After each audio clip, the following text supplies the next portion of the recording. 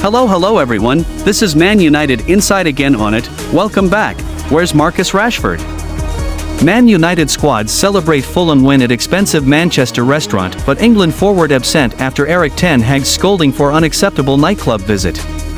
Marcus Rashford did not join his Manchester United teammates for a celebratory meal after encountering the wrath of Erik Ten Hag last weekend. What happened? United's players celebrated their last gasp win against Fulham by dining at exclusive Manchester restaurant MNKY on Saturday night. Rashford, who did not feature at Craven Cottage after failing a late fitness test, did not join the likes of Mason Mount, Harry Maguire, and match winner Bruno Fernandes. The bigger picture, Rashford might have decided to keep a low profile. He angered United boss Ten Hag last weekend when he celebrated his 26th birthday at a nightclub the night before training, hours after United suffered a humiliating 3-0 home defeat to Manchester City. On that incident, the manager said, "I spoke with him about it. It's unacceptable. He apologized and that is it. For us it's an internal matter." What next for Rashford and United? Rashford missed the Fulham win after sustaining a leg injury in training. It's unclear whether or not he'll be fit for United's trip to Copenhagen in the Champions League on Wednesday. Sir Jim Ratcliffe has no plans to sack Erik Ten Hag. Sir Jim Ratcliffe reportedly has no plans to replace Erik Ten Hag as Manchester United head coach despite the recent rumors surrounding the Dutchman's future. Ten Hag's position at the helm has been called into question due to Man United's struggles this season, with the Red Devils already suffering 8 defeats in all competitions. A recent report claimed that Ratcliffe, who was preparing to purchase 25% of the Red Devils, was planning to bring in Brighton and Hove Albion's Roberto De Zerbi as the team's new manager. Ratcliffe is expected to take over sporting operations at the club upon his arrival, which is likely to be confirmed before the end of 2023. However, according to the Mirror, despite the recent speculation, the founder and owner of the INEOS Group has no plans to replace Ten Hag as manager. The report claims that Ratcliffe is confident that Ten Hag will be able to turn the team's season around and believes that the Dutchman would thrive with a more efficient recruitment operation. Ratcliffe is expected to bring in his own team, putting the futures of the club's CEO Richard Arnold and Director of Football John Murtough in severe doubt. Ten Hag's future was called into question following back-to-back defeats to Manchester City and Newcastle United in the Premier League and EFL Cup respectively. The losses, which were both by a scoreline of 3-0, made it Man United's worst start to a campaign since 1962-63, but they managed to bounce back against Fulham on Saturday, with Bruno Fernandes netting a stoppage-time winner at Craven Cottage. 10. Hag's role in the recruitment of players is expected to be reduced once Ratcliffe arrives, with the British billionaire preparing to put a proper structure in place. Man United are currently preparing to travel to Denmark for a huge Champions League clash with Copenhagen, which is a must-win fixture due to their position in the section. The 20-time English champions will then host Luton Town in the Premier League next weekend before the campaign breaks once again for the November internationals. Ratcliffe is said to be determined to complete a full takeover of Man United in the future and views purchasing 25% as an important first step in the process.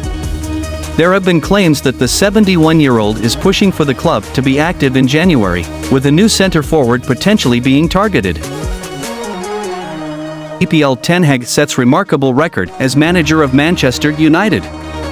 Erik Ten Hag, the manager of Manchester United, became the joint quickest Red Devils manager to win 50 games in all competitions on Saturday when his club defeated Fulham 1-0 in the Premier League.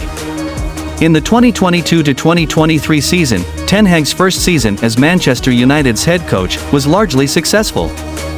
In his 62 games in command of M United throughout all competitions, the Dutchman has 42 victories overall. In addition, he helped them win the Carabao Cup and advance to the UEFA Champions League. However, the club has had mixed results this season, having lost 8 of their first 16 games.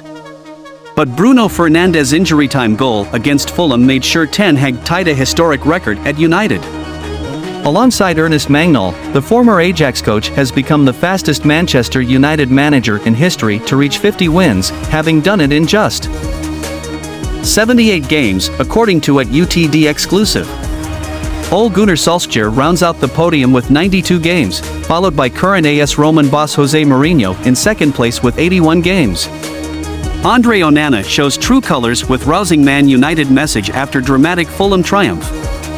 Fulham 0-1 Manchester United. Andre Onana kept his fourth clean sheet of the season as Erik ten Hag's side picked up a priceless victory at Craven Cottage to ease the pressure on the Dutchman's shoulders. It was vintage Manchester United in so many ways. Their stark lack of footballing identity was once again laid bare by Marco Silva's stylish Fulham, but it was the priceless victory Erik ten Hag had so desperately craved. And it was somewhat fitting that on his 200th appearance for the club, heavily scrutinized skipper Bruno Fernandes was the man to have the final say as he grabbed the bull by the horns to strike a stoppage-time winner. This was a dogged and ugly away performance from United that once again refused to offer any clarification that they're a team that should be taken seriously. However, they displayed the guts, resilience and character that will be required to execute a season-changing upturn in fortunes. Their gritty, fighting spirit was embodied by buoyant goalkeeper Andre Onana, who made two notable second-half stops from Harry Wilson and Joao Palhinha to earn his fourth clean sheet of the season. The jury is still out on United's £47 million summer signing from Inter Milan, but regardless of whether you consider him to be a conclusive upgrade on David De Gea, his mentality must be commended. "I need to do much more," said the 27-year-old following the 1-0 triumph at Craven Cottage. "I have to step up and I will because I'm used to this kind of situation, being under pressure, but it was important for us to win and I'm happy with this brilliant performance from the team. We were solid, we were together, we fought together and we deserved the win." When quizzed on whether United's players have been feeling the heat in the face of crisis, Onana defiantly declared, "You just have to be prepared to play for Manchester United. Because that's the price you pay when you're playing for such a big club and you do not win. Everyone is upset and it's normal because we are Manchester United and we have to try and win everything. For me, it's good. Manchester United is one of the biggest clubs in the world, so you always have to give everything." Onana and Fernandes were not alone in their attempts to pull United from the dirt. Harry Maguire was virtually out on his feet on two separate occasions following a nasty collision with Fulham striker Rodrigo Muniz, while 35-year-old defensive partner Johnny Evans' hamstrings will undoubtedly be feeling rather tender. This brief escape from the crippling toxicity is unlikely to last forever, but Ten Hag will find comfort in the commitment of his players.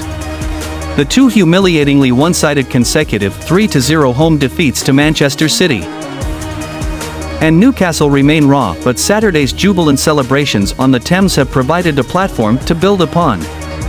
"Sometimes we make mistakes, it's part of life, but at this club we will always fight," Onana concluded.